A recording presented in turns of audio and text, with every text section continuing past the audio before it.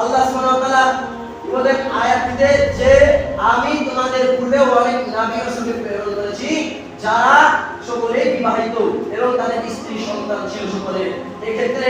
একটি কথা উল্লেখ করার জন্য আয়াতটি আবার বললাম যে আমাদের সমাজে অনেক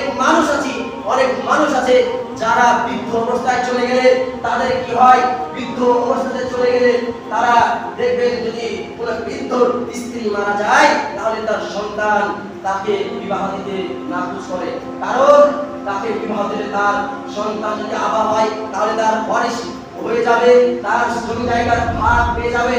আর ওই বৃদ্ধের ওই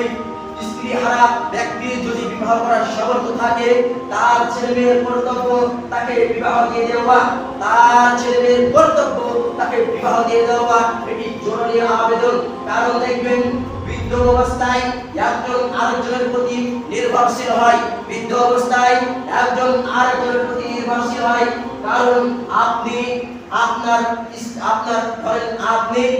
আপনার বাপের যতটুকু খোঁজ দিতে পারবেন না তার চেয়ে বেশি খোঁজ নিতে ওই মহিলা যদি আপনার বাপের বিবাহ দিয়ে দেন। তাই কোন ব্যক্তি যদি বৃদ্ধ অবস্থায় মারা যায় ওই বৃদ্ধের যদি নিজেই বলে যে আমার সামর্থ্য আছে বিবাহ করার, আমার সামর্থ্য আমি বিবাহ করলে আমার স্ত্রীকে আমি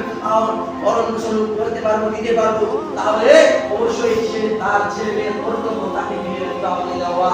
এটি আমাদের সমাজে দেখতে গেলে অনেকই পাওয়া যায় যে ছেলে মেয়ে তার বিবাহ দিতে নাকচ করে, কারণ ওয়ারিশের ভাগ সে পেয়ে যাবে এই কারণে। এবং